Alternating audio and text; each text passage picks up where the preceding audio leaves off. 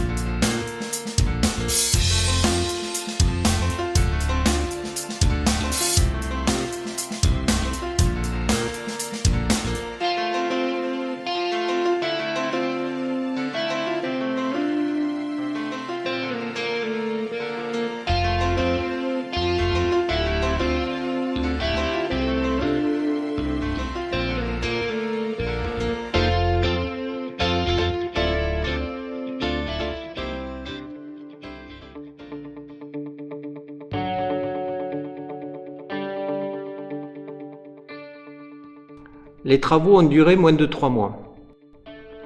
La surface du cours a été entièrement reconstruite en béton poreux sur 1200 mètres carrés.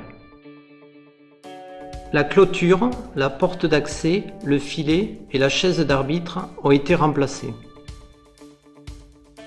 Le petit abri a été remis en état avec un point d'eau et de l'éclairage.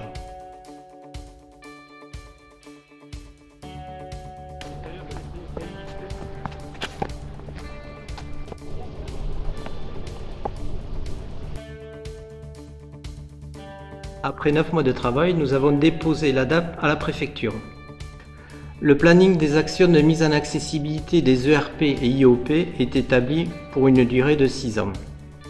Merci au groupe de travail accessibilité, à Elodie Taki, Caroline Autier, Jean-Pierre Leroy et les membres de la commission bâtiment voirie, accessibilité et éclairage public.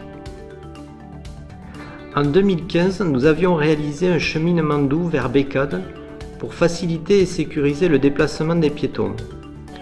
Nous avons aussi créé 4 ralentisseurs et installé un radar pédagogique pour inciter les automobilistes et les deux roues à réduire leur vitesse dans le bourg. Cette année, nous avons procédé à l'extension de l'éclairage public jusqu'à l'aire de jeu de l'Amandier pour éclairer cette zone. À l'école maternelle, la structure de jeu, les dalles de sol et les barrières ont été remplacées.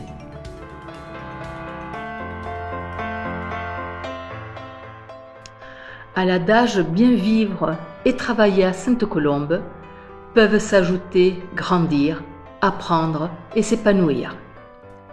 La mairie œuvre auprès de l'école tant pour équiper les classes en numérique que pour la cantine où les enfants bénéficient d'une restauration traditionnelle. 2 excellentes cuisinières leur concoctent de bons repas à base de produits frais et locaux. La mairie met également à disposition des enfants une salle de judo, un pôle sportif et des terrains sur lesquels ils peuvent évoluer encadrés par des professionnels.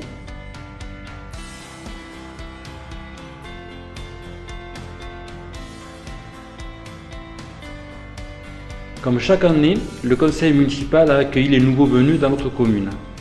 Ils ont ainsi pu faire connaissance avec nos associations culturelles et sportives. Un grand plaisir que de voir nos 12 adolescents participer à nos premiers chantiers jeunes. Ils ont construit de leurs mains les cendriers qui vont être déployés dans notre commune. Leurs après-midi de détente et de découverte de notre village ont été très riches. Ils nous ont montré tout l'intérêt qu'ils portent à notre village.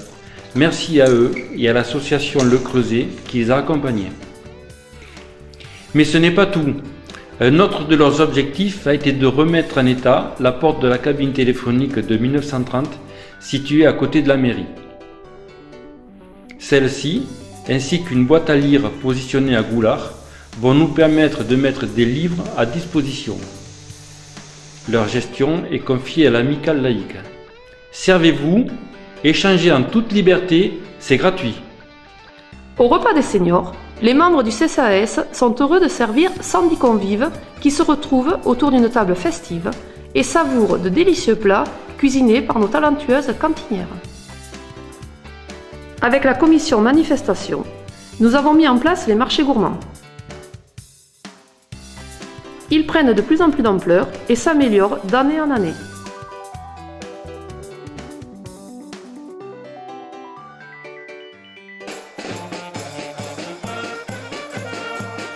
La Sardinade rassemble tous les ans, le premier samedi de septembre, environ 500 personnes.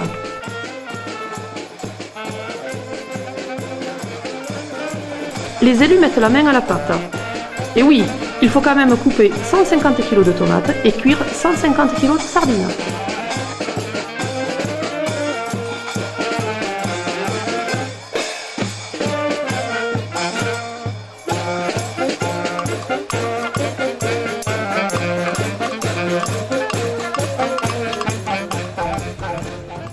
Notre commune est très étendue. Quel plaisir et quelle fierté de rassembler régulièrement les habitants de la plaine et du bourg. L'auberge espagnole des Goulardises et le concours de pâtisserie organisé pour Octobre Rose sur les berges du canal en sont la parfaite illustration.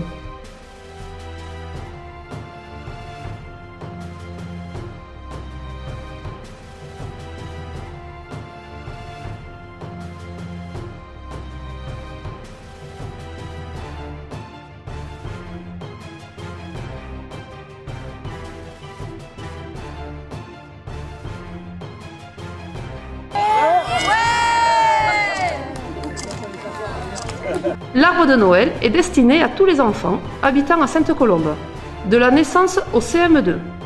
Chaque année, le Père Noël vient nous rendre visite et c'est environ 260 cadeaux qui sont distribués et qui font le bonheur de nos petits administrés.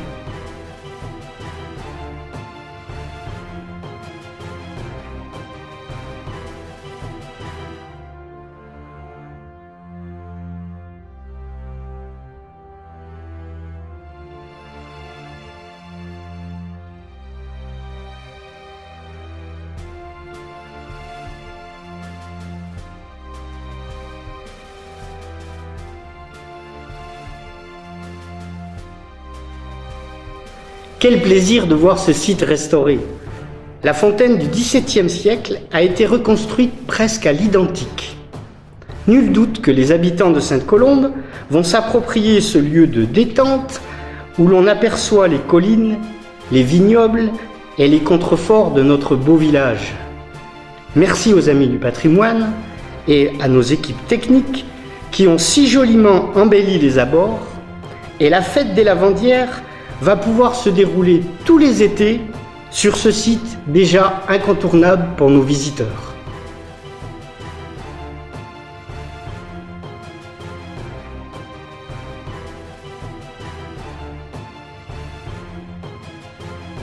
Mourins va revivre avec le projet de réhabilitation de l'église Saint-Martin de Mourins qui date du XIIe siècle et a été classé monument historique en 1932. Fermé depuis 1995, le conseil municipal a décidé de le réhabiliter avec un programme sur 3 ans. L'objectif est d'en faire un lieu de vie pour tous, tourné vers des activités culturelles.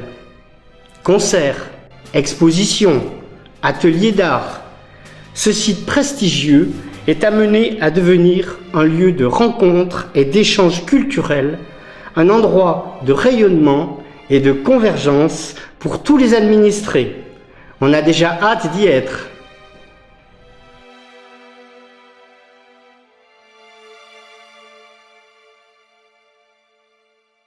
Le coup de cœur.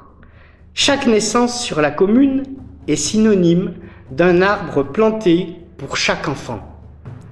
Après le lavoir d'Auroux, c'est sur le site de l'Amandier que 15 arbres ont été plantés par les équipes techniques accompagnés par les enfants des écoles et leurs enseignantes.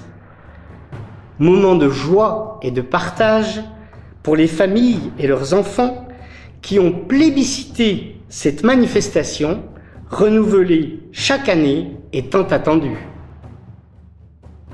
Dans le cadre de la politique environnementale menée par la commune et pour répondre à la demande des habitants, un jardin du souvenir a vu le jour cette année dans le cimetière du bourg. Engazonné, paré de rosiers, ce lieu de recueillement vient enrichir l'embellissement de nos cimetières.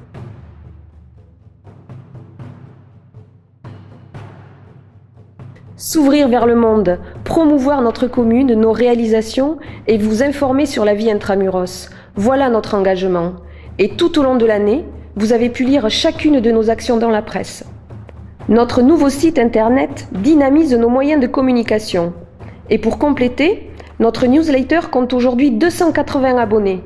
Ils reçoivent ainsi nos actualités et les annonces des manifestations associatives et locales. Côté innovation, nous développons en continu nos outils de travail, en utilisant par exemple des tablettes numériques. Mais nous facilitons aussi l'accès à l'espace Internet pour les associations et les administrés.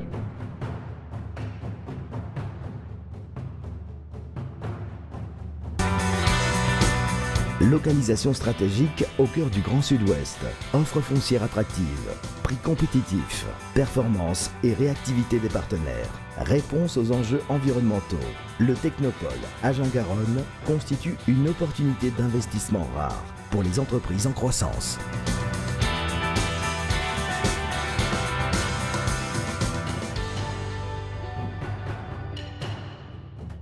Par nos actions, nous avons contribué à renforcer et à améliorer la qualité de vie de nos administrés.